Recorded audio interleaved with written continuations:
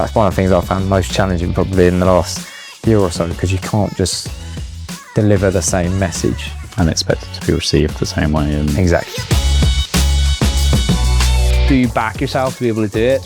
Yeah, I do. I think I did. And as it happens, it really worked.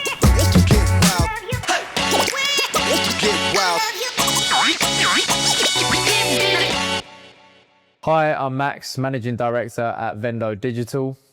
And I'm Joe, also known as Joe's sDentalContent. And today we've got Dr. James Martin himself from Dentists Who Invest, and we are here to talk about all things marketing, bit of finance, and just general life. So my name is Dr. James Martin.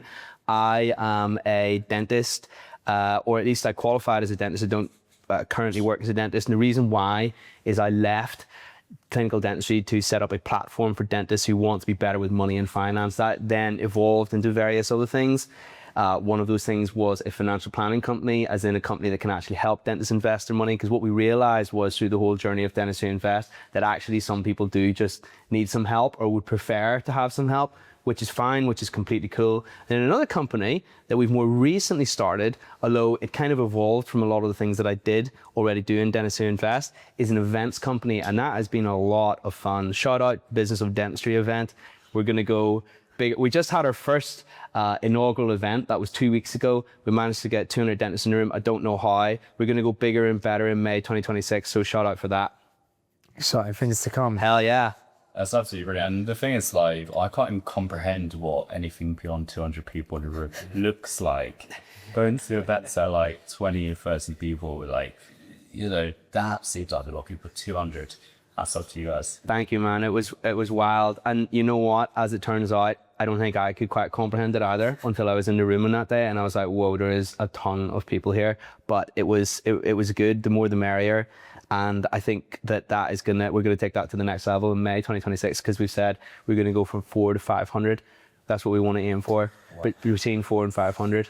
What out of interest, what inspired the events journey? Business of Dentistry, you know what inspired it? So I always did, it's a classic, how can I say this? You know, I try to think about what I'm doing, like sort of from a philosophical level almost a lot at the time. And I believe that there's a lot to be said for just doing things, as in from the point of view of finding out. You don't know what's on the other side until you explore it. You literally don't know what's on the other side of a door until you open it. And then you can decide if it's for you and decide if it's not for you.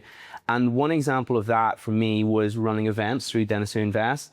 And this was way back in the day. Like my very first one was 2022. Yeah, 2022. Not that long ago, actually, now that I think about it. There we are. But yeah, 2022, I remember running my first event. And it was a mastermind event.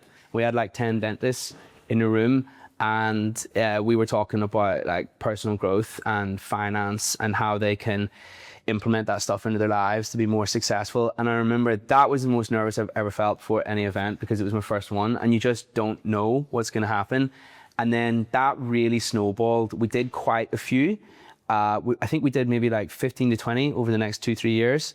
And then I realized that I actually really enjoyed them, but I don't think I was necessarily doing it in the correct format to make it as successful as it could have been. And I actually fell out of love with them a little bit. And in my head, I'd learned the wrong lesson, because in my head, what I'd learned, or how I analyzed that, was I was like, I like events, I like speaking publicly, I hate the organizing, like I just can't be bothered with that, you know what I mean? And I kind of threw the baby out with the bathwater a little bit. Have you heard that expression? Well, that's a new one for me. Yeah, might be an Irish one. That baby, you can visualize it, right? Yeah, I think so. Baby out with the bathwater. Yeah, just for clarity, it's when you just you kind of how can I say this? You dismiss the entire thing rather than just the portion of the thing that probably you didn't really like, and what happened next? So it kind of fell out of love with that. And that was even until the start of this year.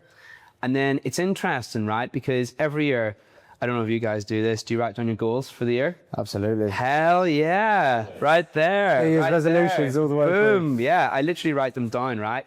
And one of them was it was literally phrased, okay, run a big ass event. It was something like that. That's literally what I wrote down, okay? It wasn't defined anywhere beyond that. Like, what does big ass actually mean? Is that like 20 people or 200 or whatever, right? And we were going to do one in April time. Me and I know you guys know Bobby and Dr. Cable and possibly Chetton as well, and a few people like that.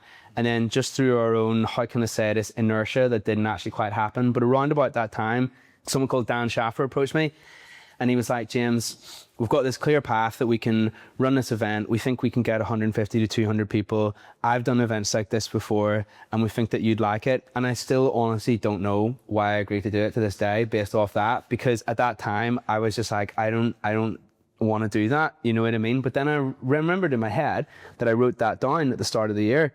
Yeah, so I was like, okay, James, well, if you're serious, just do it. See what happens. You know, at the very least, you'll learn something. Do you back yourself to be able to do it? Yeah, I do. I think I did. And as it happens, it really worked. And I think the lessons for me in there were understand that just because something didn't work may not be because of the concept, but just maybe because of the execution. And also number two as well, just keep an open mind as best you can. Best skill in entrepreneurship of all time. You have to understand that you don't know everything. You have to accept that there's information out there that can really help you, and you'll never get to learn that until you open doors. 100%. 100%. Definitely. And the thing is, what I see through some of these events is, yes, people are there to learn, people are there to grow. Do you feel sometimes maybe the dentists that are going there maybe to start their own business in the future absorb all this knowledge, but then it puts them in a sort of, how do I put it, like the frozen state of mind where they've taken on so much? Sure. Analysis paralysis. That's is a phrase. Word. Yeah. Yeah. But what you're saying is quite the opposite, where you do and then get feedback and then improve. There's, you know what, that's a great question. And I think there's room for both energies. Yeah, there's thinking about things, and then there's just going for it like gung-ho, you know what I mean? And if here's the midline, naturally I'm more this person. Over here, I'm more the let's just do it and see what happens. And that does work. But where that can limit you is when strategically you're just spread too thin and you're not actually working towards something overall, you know what I mean? So I think it's one of those things, it's more a binary thing rather than a continuum. And I definitely think that some of the best lessons that I've learned have through being that person, through becoming that person, and the iteration cycle. But yeah, I think that really my rule of thumb on that is figure it out like 6 out of 10, as in figure it out to that level, and then let action tell you what your best course is past that point. That's my complete rule of thumb on that one. I think it's start now, get perfect later. Yeah, absolutely. I think there's a book. I think it's by Rob Moore. It's actually very good. But it's basically saying if you've got enough that you feel you're ready to go, but you're never going to be perfect, but just give it a crack. I was just going to come back to obviously it's quite compelling, the story of why you did the events this year. I think it takes away a little bit from your full storyline. Why you left clinical dentistry is probably the biggest question I think a lot of people would ask. What is the story? Why did you leave clinical dentistry? And what were you doing? You know, talk us all the way from university to qualifying as a dentist to what led you down the path you've got to now. Sure. So the very first thing to say is it was never intentional. And if you talk to enough dentists, you're guaranteed you'll meet some of them who really want to leave clinical dentistry. Like it's just not for them for whatever reason. And that's fine. And some people absolutely love it, you know, and it really is horses for courses. So we say, I think dentistry, I quite enjoyed it, you know, as a job. I think I would give it like 8 out of 10 if I was to score it, as in I actually liked going to the clinic. And sometimes people say that to me. They say, you must have really not liked that you went and did all these other things. And it wasn't really like that per se. But to give you the full story, so I qualified in dentistry in 2016. And then around about that time, my logic was, okay, cool, I'm now in the big bad world. I need to learn about finance and money, because that was just to me, that was just rational, right? And I only really realized later that actually not really many people do that. You know, I just thought that was an essential life skill. I still do think that. In fact, if anything, now I think it even more, but that was my perception of it at the time. And to cut a long story short, basically I went on this whole big journey about learning about finance and money and reading books and what have you. It actually started out with learning about crypto and Bitcoin. And then basically, because Bitcoin is intended to be the evolution of money, so to speak, you quickly find that you have to learn how actual money works. And there's only one thing crazier than crypto, and that's how actual money works. Okay, seriously, read into it. It's friggin' nuts. Because at least with crypto, it's still a somewhat fringe thing, yeah. But actual money is in our wallets. We spend all day working for it.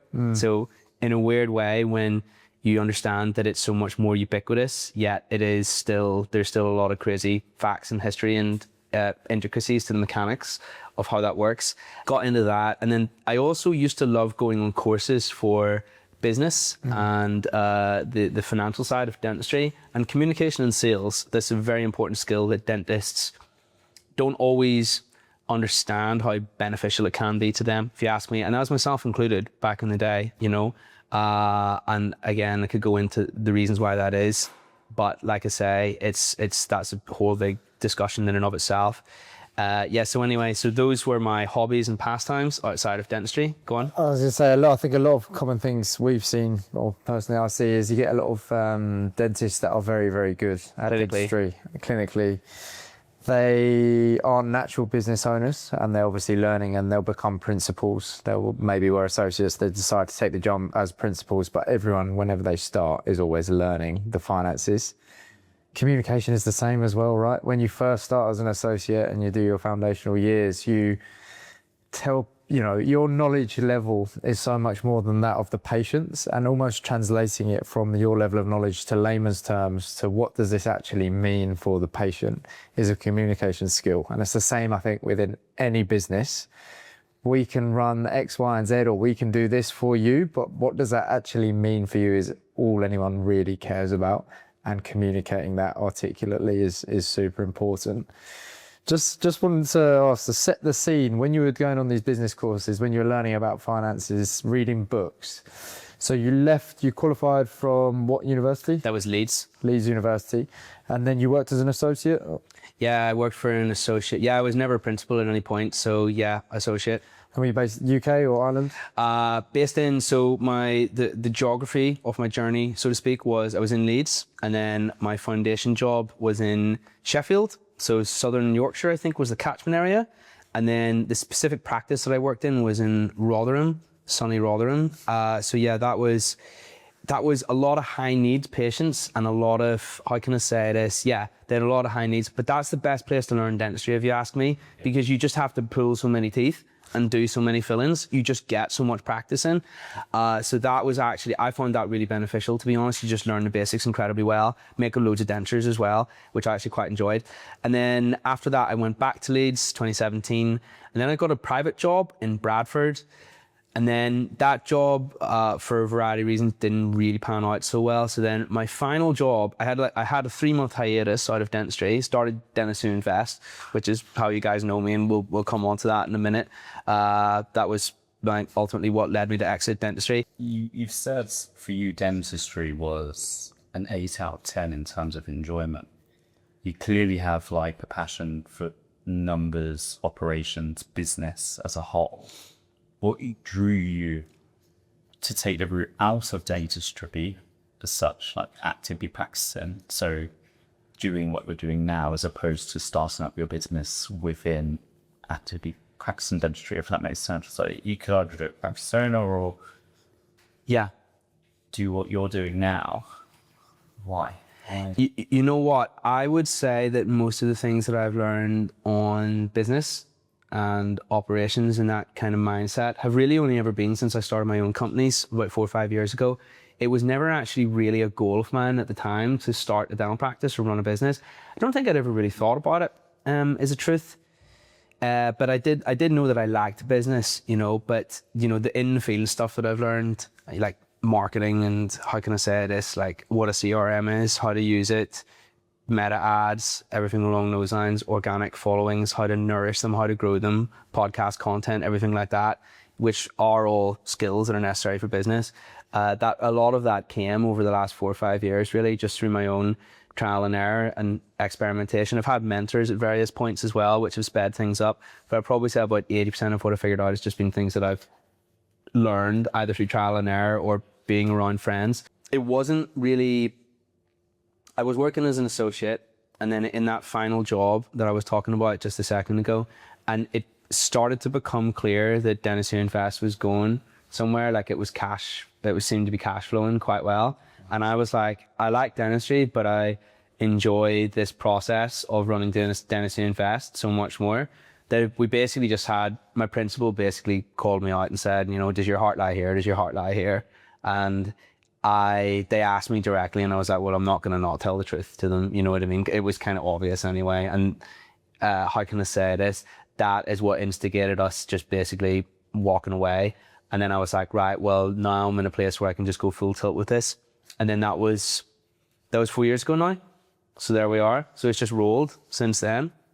I think that through running Dentistry Invest, you get the opportunity to talk to practice owners and what have you. And I think that I've met a lot of practice owners who are doing really well, but also some who are really not doing that well. You know what I mean?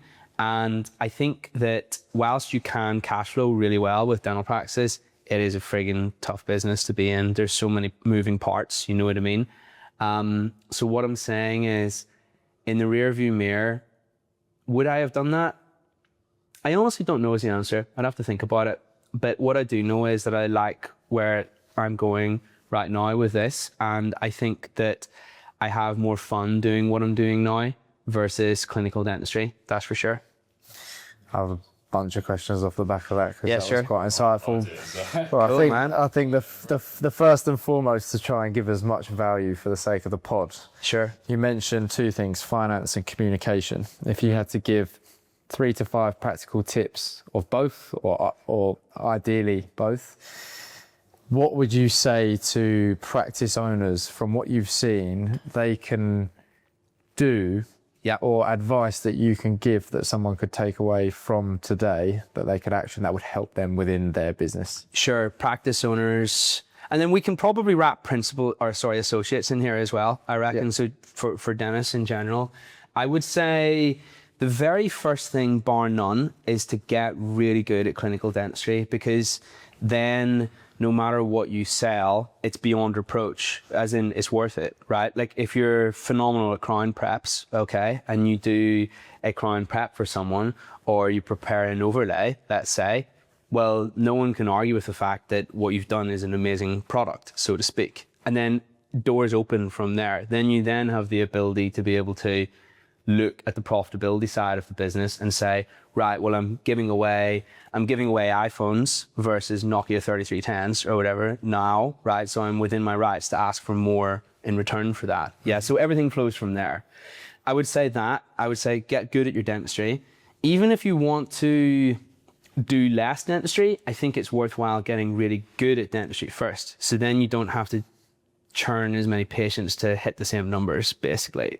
And here's the thing, some of the things that I'm saying today, I hope they don't come across than anything other than genuinely wanting people to succeed. You know what I mean? I'm not saying that we're here to just squeeze the patients, you know, make as much money as we can out of the patients. Is not what I'm talking about. I'm just saying from the point of view of your own success, this would be how I think and my advice. And I actually think those are the same things. If I've done a really great job for the patient, why would they not value me more? Why would they not like me more? You know what I mean? And it just so happens that actually is also something that can be more profitable for me as well.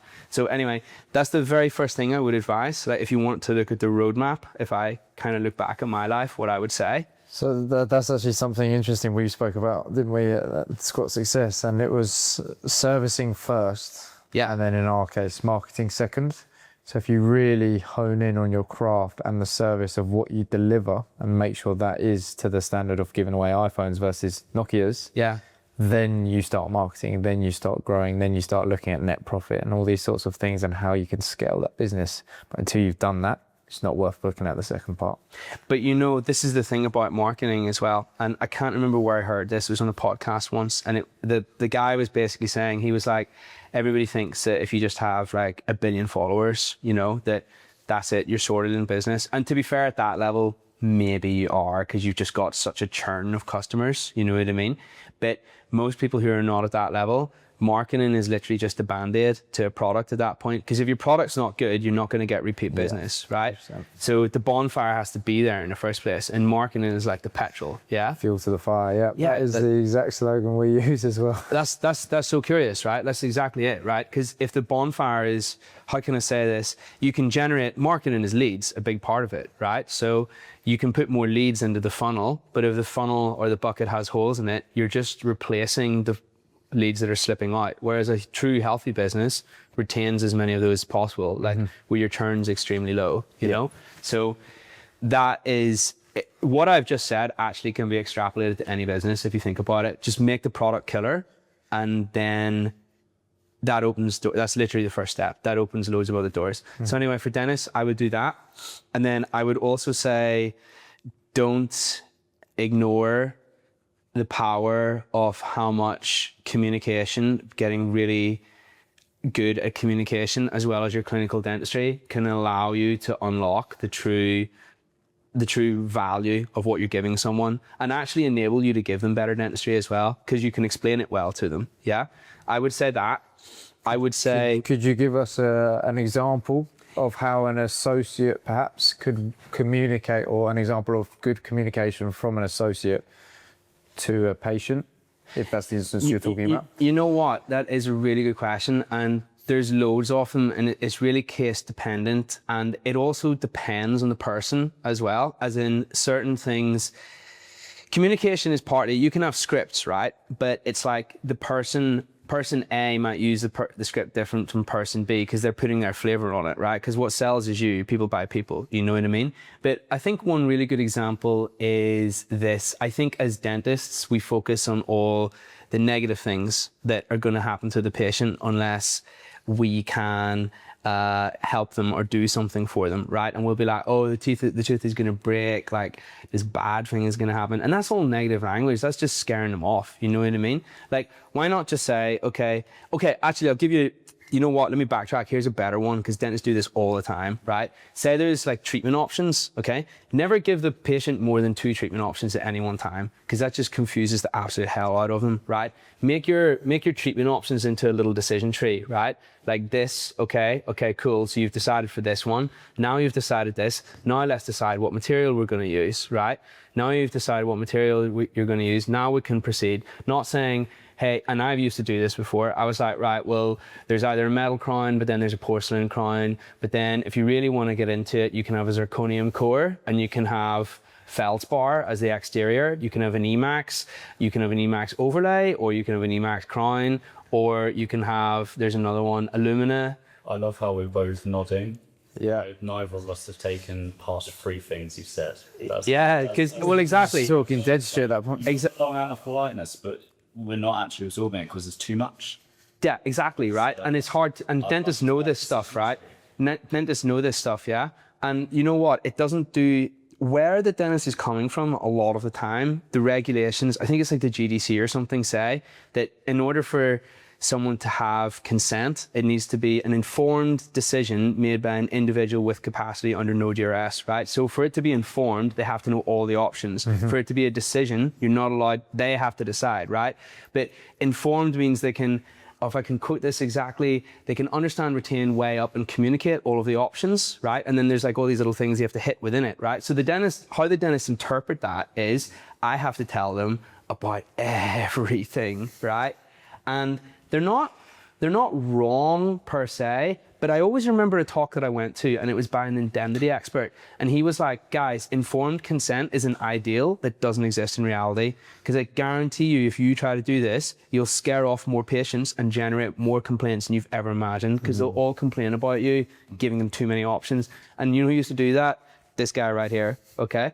This guy right here, 1000%. And in my head, I just couldn't get why I'm just like, guys, I'm literally trying to do my job. You know what I mean?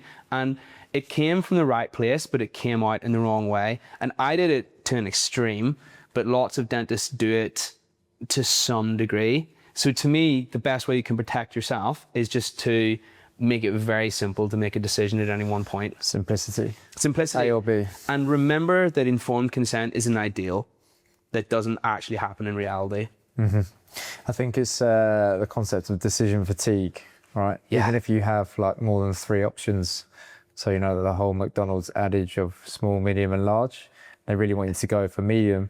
If you were to add in a fourth and fifth, it naturally is going to create more decision fatigue because there's not an obvious choice. Whereas if you have option A and B, and this is what I'll do, and this is the costs that are involved, this is the time length it takes, it's quite an obvious, well, you'll get an idea of which one is the preferred one a lot quicker. Yeah. Well, just to interject, partly why we're giving them all the options is because we want them to like us, right? Because we want them to feel like we're helping them, right? But we're actually not helping them if we do that, because you just confuse the hell out of 90% of them, right? Yeah. They actually like you more when you make it bite-sized and chunk it down. And again, how you do that, that's a whole big conversation for another day, right? But I think that's a very important thing that a lot of dentists don't do as well as they could. But anyway, dentistry, get good at your dentistry, get profitable. And then what I would say after that is, now you've got some good cash flow, then learn the rules of finance and business, because that's how you hit the next level still, basically, as in that's how you can start to get your life back. Because, I mean, I've seen dentists at each one of those stages and those journeys, and they don't necessarily know there's a next level. Like we had this guy, and I shouldn't name names, I'll anonymize all of this obviously, but I met this guy and it was through one of our companies, and he was 40 and he had 800k in a limited company, just sat there in cash, like it wasn't invested in anything. Yeah. And if he would have invested that cash, you know, he didn't want to own a business, fine, right? So he just wanted to invest the money somehow, perhaps through a pension or perhaps through the limited company. If he would have invested that cash, he probably would have, you know, from day one, he probably would have like twice that by now. Like he probably would have been talking about retiring in the next 2-3 years. So he was earning, on paper, he was earning like 150k a year as a dentist, which is relatively good. It's pretty good. You know, there's people out there who have seen earn more. There's people who have been on much less, right? But even though on paper, if the average wage is like 22k or whatever, like 30k, I think it is nowadays, right? This is a principal that you're referring to in this story? Associate. Okay. The associates earn better than the principals a lot of times, right? But he was very frugal and he saved up all this money over these years, but he probably would have continued to work until normal pensionable age, because even though he had loads of cash, he just had no idea what to do with it. You know, so you need both, is what I'm saying. Yeah. So what that's an interesting concept, because obviously, so as an associate, you say they earn more, less stress. A lot of the time, yeah. Why do you feel a lot of people go into practice ownership or principal positions as opposed to associate them? I think that, I mean, don't get me wrong, let's be clear. You know, you can earn well as an associate and as a principal. I think where people fall down is they think that there's going to be an immediate uptick in their earnings the second that they become a principal. But a lot of practices out there, like I was talking to this accountant the other month, and he was saying, James, only 10% of practices in the UK are associate-led, as in outside of corporates, right? Well, corporates are their own beast, right? You know, because they're all associate-led, right? Yeah. But if you go outside of who's in there, like IDH, Coliseum, Bupa, and then there's another one. Those are the big four. If you go outside of those, only 10% of people have actually figured out how to get their practice associate-led. Yeah. So for the business to actually work, you need to be in there working 3-4 days a week, something along those lines. So you, how can I say this? Some of your earnings is actually offsetting the loss of the rest of the business. You know what I mean? Does that make sense? Yeah, because, with me? Yeah, so you're in there to maintain standards as opposed to actually be doing dentistry. Is that what you're saying? I think that's part of it. I think that's part of it, because otherwise you need to delegate that, right? But even just purely from a cash flow perspective, let's say the business is earning $1 million. Let's say the principal is grossing, I don't know, 400k, right? And let's say there's 2 other associates and they're grossing, do the math, 300k each, yeah? Let's say the overheads of the business are like 750, 800. Okay, so is that principal is actually just their portion of the gross, their 400k, half of that just keeps the practice alive. Yeah. And then the other 200k is distributable if they want it to be, but half the time they don't take that out anyway. you know, but they're actually not earning far off what they would have earned as an associate too. Because don't forget, these two down here who are on 300k each, or grossing 300k, if they're on 50-50 split, they're 150 each anyway. You know what I mean? So it's, listen, hideous generalization there, of course. You know, there's lots of times where people cash flow really well and their practices are completely associate led. But I think people think that it's a straight transition and it's instantly more money. Whereas in reality, from what I've observed, probably about 90-95% of the time you earn less money for the first 3-4 years until you learn the rules of business and how to run a practice and make it work. Yeah, without a doubt, I think it's almost like a shock to the system where a lot of principals don't realise the amount of investment as well that it takes. The loans that they have to get for construction, for purchasing the building if they are purchasing the freehold as opposed to leasehold. Oh yeah. All of that up front, and then obviously you've got loan repayment every single month and the stress of repaying that, which will come out of their gross earnings. So it is definitely something I think people could be more educated on and aware of those things as they come into it. And I think a lot of people, it instills a bit of fear. Obviously there is a lot of risks to owning your own dental practice specifically, but that's the joys of owning a business, right? As you know. How did you begin learning all the things we've talked about, finance, communication? What was the spark, and who's helped you along the way? Can I ask you a question before that? Because I think it builds into... Oh, okay, we'll remember that. We can circle back. Yeah, of course. Yeah. Sorry. Yeah, no, it's all right. I wanted to ask, you said that your parents were very in the mindset of get a job, work your whole life. That's cool. You had spent years and years in investing into becoming a dentist yourself, financially, time-wise. Beyond just the education part, obviously you practiced for a few years. What was going through your head when you decided to take the shift, when your principal at the time said, why, not why, but where is your heart at? How were you feeling at that point? How I was feeling was I'm having more fun doing this, and this lifestyle is what I want as well, where you have the ability to go and do anything you want every day because you're not bound to a location per se. I think the thing that drew me more towards this road rather than that road was one of the biggest things that I get a buzz from, and I'd be interested to hear you guys take on this as well because you obviously both have businesses.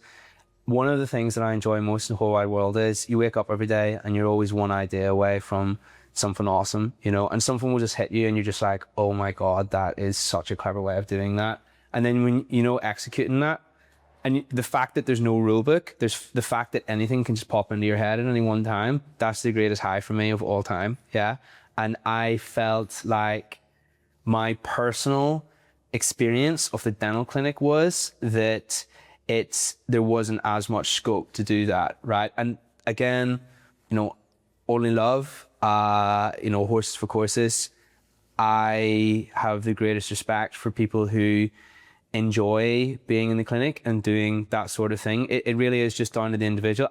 I genuinely just want people to be happy, you know. I genuinely want that for their internal like energy to be aligned with their own reality, however that looks. Yeah, because that's what happiness is when you can project that. It's just who you are. You get to be yourself every day. And I didn't realize how much scope there was to do that outside of the clinic until I started to go down that road. And then that kind of opened my eyes and I was like, oh wow, I actually like this a lot more. And that was what made me take the leap ultimately. Yeah. Yeah. And then since then, you know, I mean, genuinely, if someone said to me, you can have 10x as much money to not do that. This is coming from the guy who once upon a time was like, let's just see how we can maximize everything profitability wise. And there is a space for that. There is a space for thinking about that and being pragmatic about it. But past a certain point, happiness comes into play as well. That's actually way more important. Yeah. And it was that. Was there an element of freedom of having to turn up in clinic every single day and not having a variety of work? Yes, there was, because to me, I think it's just how everybody is naturally. And one of the things that I enjoy the most is the uncertainty, if you will, or the fact that literally anything can happen in any moment, like I love that. You know, that is very, like we're doing a podcast, what day is it today? It's like 2 p.m. on a Wednesday or whatever it is, yeah? And, you know, I said yes to this because it would be fun. I wanted to meet you guys. You know, we will probably be able to generate things off the back of this, more than likely. And I want that for everybody, basically. I genuinely just want everybody to do what they enjoy. And I feel like if that means that you sunk a lot of time into something, it's like the sunk cost fallacy. Yeah, you ultimately have to realize that it's like an investment, you know? If you invest into something and it pans out okay, but maybe something else comes along that could be better, it's worthwhile switching teams sometimes, or it's worthwhile moving that around, or at least being open-minded to it. It's hard because this is the thing. I'm sure there's lots of times where it's better off to just stick in that lane. And everything that I'm doing right now could have, or even potentially could do in future, although I'll work as hard as I possibly can for this to not happen, it could mean that I look back in the rearview mirror in 10 years' time and say, actually, I should have stayed in dentistry. We ultimately don't know. You just make the decision on how you feel at the moment. Well, there you go with what you feel is right for you. From here, right? Really resonates to me, like the sort of freedom aspect. Like I came from corporate background where there was a bank and quite funny actually, finance. How old are you? You're like 23, right? 21 now. That is mad. Seriously, the penny only dropped for me when I was 29. You know that? I had literally lived I'd literally lived 50% more than you when I realized that. That's nuts, man. I think for me it was like discomfort where I was, and I just couldn't put my finger on it. Like I don't know if it was a potential thing, I guess. Like if you're sat on the thing where you sort of feel like there is possibility on the other end of something, like for me it was generating so much discomfort. I was like, I need to explore this. So Hell yeah, man. I sort of just I quit with no sort of idea of what to do as such, but I did like social media, which is why I've sort of leaned into that and video creation and whatnot.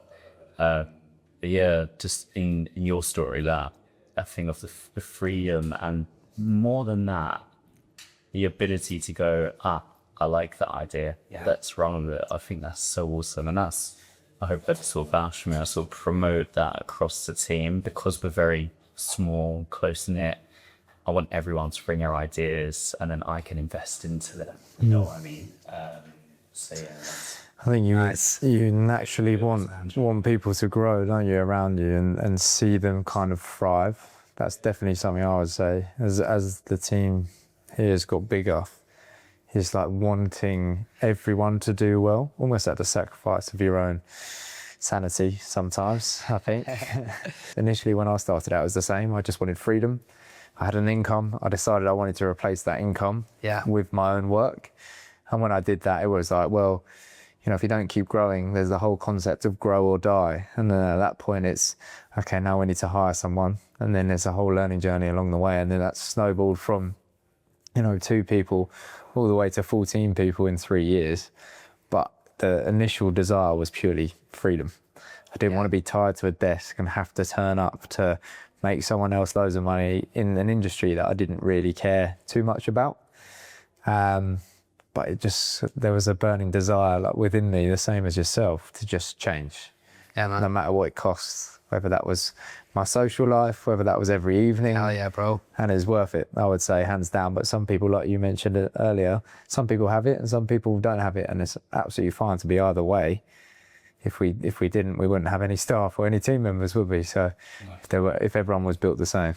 Yeah. I think that's where, like, I know you guys do in particular, which is why we, have this partnership going on where you allow those people to really hone in their craft by investing in set, right? That's, I think, massive as well. You have, again, the different personality types within a business, and certain people, if I communicated in the same manner of every single individual, one person will take that very badly and the rest of them might take that quite well. Yeah. You just need to learn who that is and how to communicate to them differently. And that is, again, personality types and how people react. That's one of the things I found most challenging probably in the last year or so, because you can't just deliver the same message. I expect it to be received the same way. Exactly. Two people will take the same message completely differently. And then it gives you that time back when you are able to do that effectively, and it kind of unlocks that growth, like you mentioned, gives you the time back to then look at your finances and look at how we can make efficiencies, improve and streamline systems within the business, which I would say is it's actually quite an enjoyable thing to do as a business owner, as opposed to being what we call in the trenches and constantly bogged down in the nitty gritty of the work, which is ultimately why the team is there. I guess like free of what you do, you helping people with those sorts of communication skills where, you know, through the business events, for example. Is that something you guys are doing? It's definitely a component of it, because again, that's something that they don't teach you in dental school at all. It's just not even a thing. We definitely have speakers who touch on that, like how to build a team and get the most out of the team, because ultimately you're going to be limited past a certain point at sooner or later, unless you have other people around you. I mean, it's there's only so many ways you can leverage, you know. Have you ever read the book The Almanac by Naval Ravikant? No, but It sounds like this really poncy book, but it's actually like really real and useful for business owners. And he talks about the 4 forms of leverage. There's only 4 ways that you can fundamentally scale a business. Yeah. One of them is humans. Yeah. The other is more money, as in investing in the business. The other is automation, and then the other is media, right? But you're going to need people to help you at some point, right? So you got to learn the skills of people. You got to learn the skills of how to handle people, basically. And again, this is just not taught in dental school. It's not relevant. You're there to learn about the clinical side of things. Really great book. If you haven't read it, it's on exactly that. Have you read The E-Myth by Michael Gerber? That will change your life, bro. That's the perfect book right now. I think have you read it? I haven't read it, but I think we have that next door. You have to read it. I bought that. Joe, you have to read that book, right? Because but when the E-Myth by Michael Gerber, because it's all about the entrepreneur who's stuck inside their own business and how they can't get out. That's literally what the book starts with. And I know that that's not quite you. I read it after I already had staff members, but if I could go back and tell myself to read something before that happened, it would have really helped me, basically. And I didn't read it because I'd been around so many people who had read it, and I was like, I feel like I understand this book because so many people have told me about what's in it. Then I actually read it and it was still worth it. Yeah. So that book is killer. And then there's another really great book called Who Not How. And it's all about delegation. And the simple premise of the book is, instead of thinking to yourself, how do I do this thing? Replace the word how with who. Yeah. Who can help me do this? Yeah. And is such a simple shift in your thinking, but it allows you to get to where you want to go much faster. And we all do it all the time. Like when I was talking about my next event and we were talking about like sponsors and things, I was like, man, I'm going to have to do a lot of calls. Then I was like, no, I don't. I just have to get a salesperson, you know? Yeah. And I was like, I literally said, instead of me saying, how am I going to do this? It's just like, who can help me? Right. And all of a sudden you get the same result. And they might even be better at sales than you. You know what I mean? Yeah, man, 2 really great books. Just quickly, sorry, I appreciate this, kind of ties into the original question. Who, and this is a very blunt way of putting it, who then mentored you to learn, other than obviously yourself reading, by the sounds of it, to learn business, entrepreneurship, finance, communication? So I've had maybe 5 to 6 mentors over the years, and the very first guy that I had was a business coach, and he used to be a dentist, and he opened my eyes to just what was out there, really. And then my next coach was I'd never even heard of like copy before. Like I really didn't know the basics of marketing. And then I met this guy, and he wrote a few emails for me. And I was like, wow, these are like really powerful, you know, what is this? And he was like, yeah, it's called internet copy, you know? And then he was my next coach. And then I had a guy who taught me what a CRM was. This is the level that I was at, honestly. By the way, this was 2 years in, right? I didn't have a CR. I don't know how I survived, right? That was the level I was at, right? And I was like, what's the CRM you speak of, you know? Tell me, yeah. And when was that? That was 2020. Dude, that was 3 years in, actually. Oh my God, that was 3 years in. I didn't have a CRM for 3 years. And then my next guy was an American guy, and he was all about building automations on the back end and things along those lines. But you know, the thing about him was he did give me some real pearls. I can't deny that. But probably about 70, 80%. And I kind of know, I'd noticed this as time as went on. They stopped. My very first guy, I was like, whoa, this guy's a god. You know what I mean? Like, he just knows all these crazy things that you just never heard of, right? So that showed me that I actually knew so little. And then the thing about mentors is, my rule of thumb is, when you can predict what they're going to say like 70, 80% of the time, it's probably a good idea to get another mentor. You need to, you've kind of graduated, if you will. Yeah. So. And they won't tell you that, obviously, because they still want you to be working alongside. Well, no Typically, comments. I would No say, comments. yeah. But yes, I think that is a thing. I've actually never had a mentor who's came to me and said, "You've graduated. You know, it's time to move on."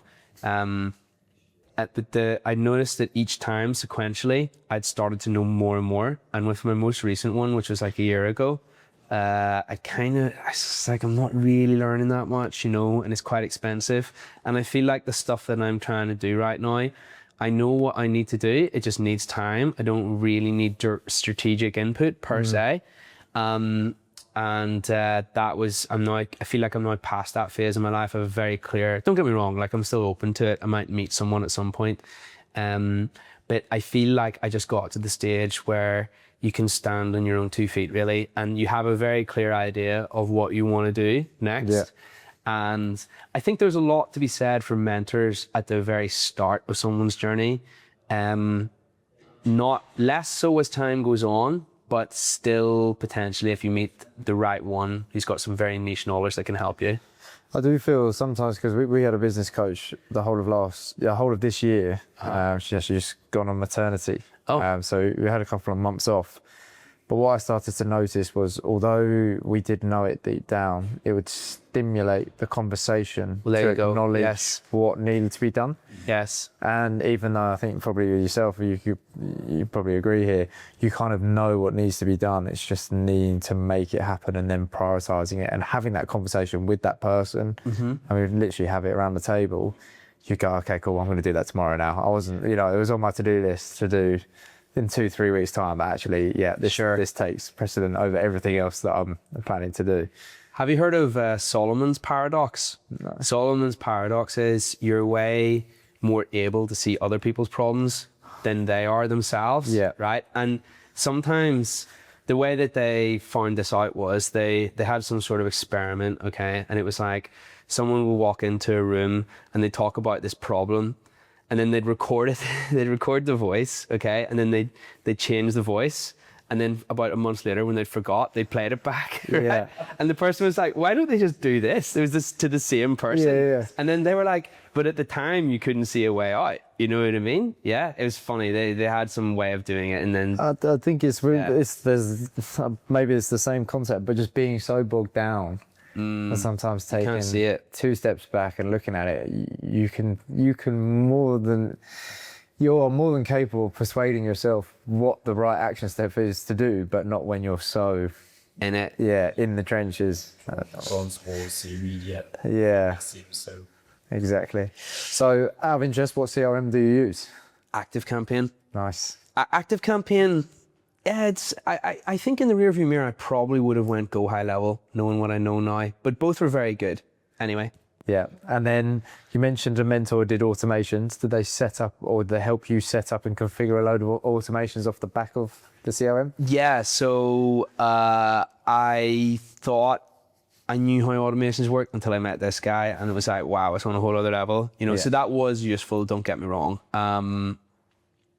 And yeah, automations are the way to all things good in this life, if you ask me, on your CRM, because it's another form of leverage, isn't it? 100%. Yeah. We are actually developing at the moment, so we use High Level. We white label High Level as our CRM for all inbound lead for dental practices. Missed call text backs. So, for example, if someone calls a practice at 7 p.m. and this becomes a missed call, so hits voicemail, we are then in the process of just developing a lead flow where you'll get a WhatsApp saying, hi, really sorry you missed your call, how can we help? Yes. That person will then speak to AI, basically say, I'm interested in an emergency appointment. Okay, great. What's your first name? What's your email? Capture the information. When's the best time to call you? And it'll have that whole conversation to the point where it will say, yeah, Wednesday afternoon at 4 p.m. So rather than the reception desk sitting there, Monday morning, right, okay, time to hand the phone. But every single patient that's inquired over the weekend goes back to work at 9 a.m. on a Monday and doesn't answer the phone. They then go, oh, actually, I just need to call them on Wednesday at 4 p.m. And they can call them on that exact time. See, that's clever. So yeah, we're currently with the developers and we just kind of planned out the flow of exactly what that is. And obviously you have to train AI, but it is definitely something that could be incorporated. I know he talks about AI this morning, but it can be incorporated to minimize the fallout of what we call like the funnel. Like you talked about this bucket, right? And minimizing what's leaking out of it. This is one of the things we see as a good adoption within a CRM to minimize that fallout. Basically make sure as much of it converts as possible. It's a great idea. So yeah, definitely something we're leaning into as well. So interesting you say that was one of your last mentors. Oh yeah, no, it's essential. You know, I literally don't know how I survived for the first 3 years as an entrepreneur without even knowing where that was. Yeah. I don't quite know how that happened because surely that's like day one. Yeah. Yeah. I don't think so. No, maybe. We didn't use CRMs until probably a year and a half, 2 years ago for our clients. Oh. And then ourselves, I would say it's still hit and miss. We use our own high level for pipeline management, but Google Sheets and Asana project management tool largely. Management tool is us. Yeah. Oh, you're right. Okay. Some of the bigger organizations we work with use Salesforce and HubSpot. Yes. And they are very, very good, but then they lack the ability to create the automations that high level has. They don't have that. It has limitations. Yeah, they're all add-ons and things like that. So it's, wow. And then obviously if you develop that out with high level, it's very difficult to then have switched to a different CRM, isn't it? Like Active Campaign, for example, if you know. That's why CRMs are such a good business model, right? Because they're so sticky, you know? Like your whole business is built in this friggin' CRM, right? And we do this thing on my website where it's like a dentist can come and get CPD when they watch a video.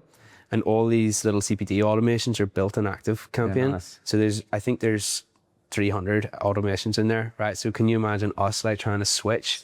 They have us, like Active Campaign have us. That's it, done. By the cojones, so basically. No high level for you for a little while. Too fun to write first. Ship has sailed. Ship has sailed on have that you, one. Out of interest, have you read the book? You mentioned copy, and if you have time, I'd love to hear the cold email story, but have you read the book How to Write Copy That Sells by Ray Edwards? No.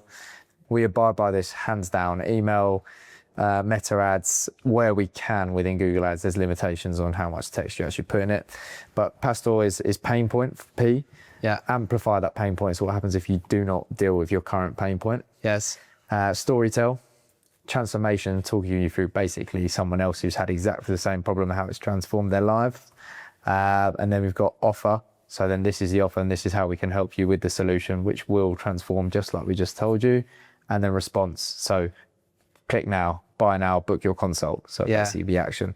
And it is hands down like game changing. Nice. The little framework. Just small tweaks. Yeah. Yeah. So then understanding the pain points of, you know, we discussed this again this morning. People who want potentially in the market for implants, their pain points might be that they've got dentures that constantly fall out. It's uncomfortable. They fall out of restaurants. They can't bite and eat the foods that they wanted, steaks, apples, etc. Yeah. That's the pain point. Amplifying it would be, you know, that's not going to change if you carry on just fixing your dentures and just constantly getting them repaired and replaced.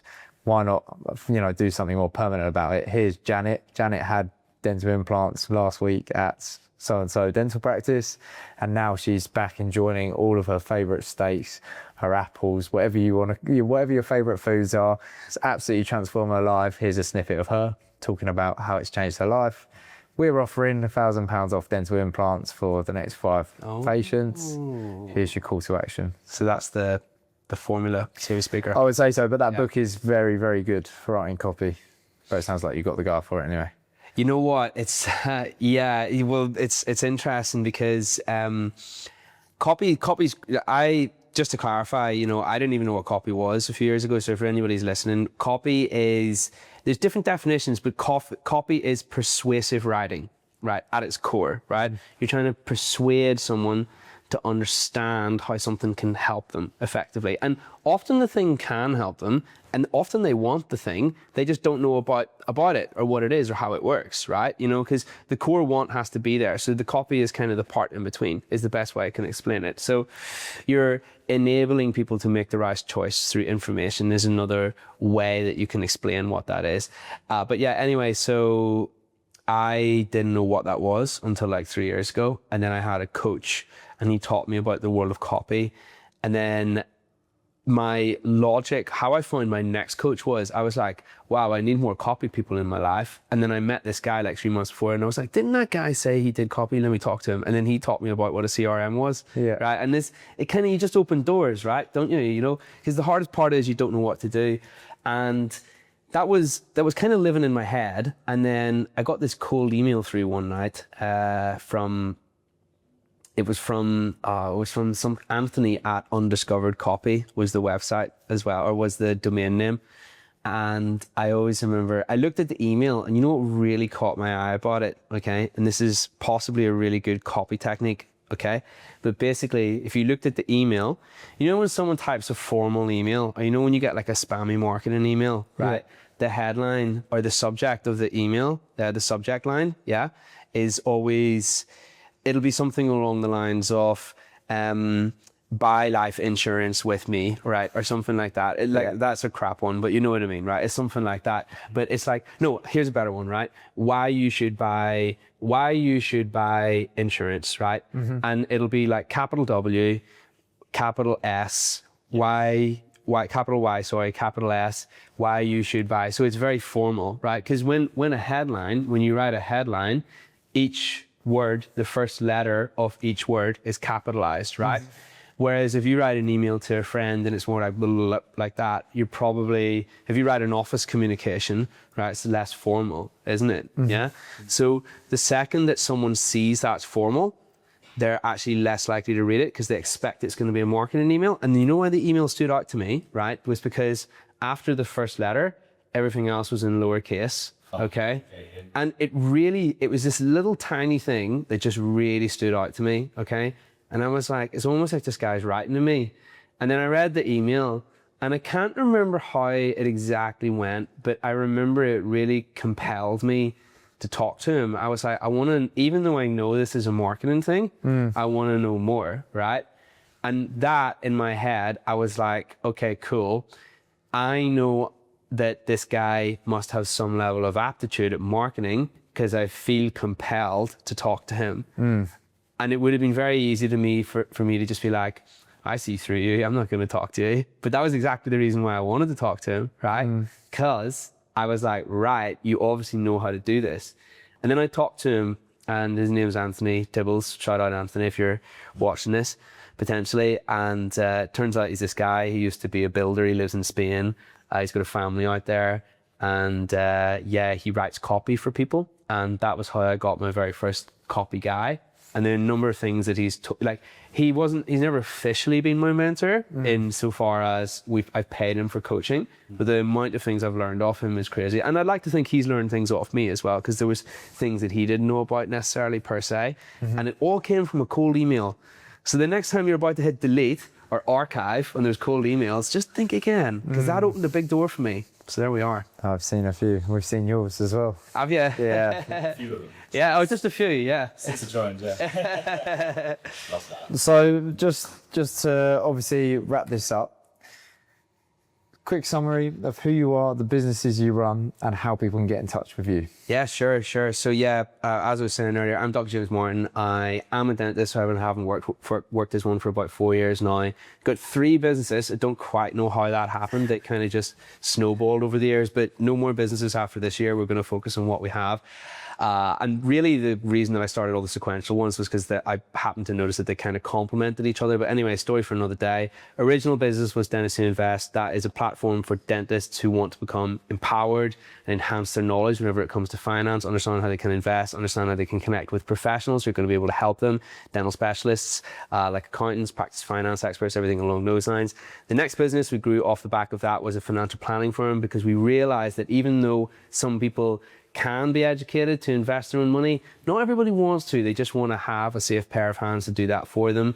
Or sometimes there's certain situations where you really do just need a professional, as in how it's structured. Like if you sell your dental practice or something along those lines, and you want to make sure that you're mitigating IHT and you have enough money to sail off into the sunset. That company is called Vendo.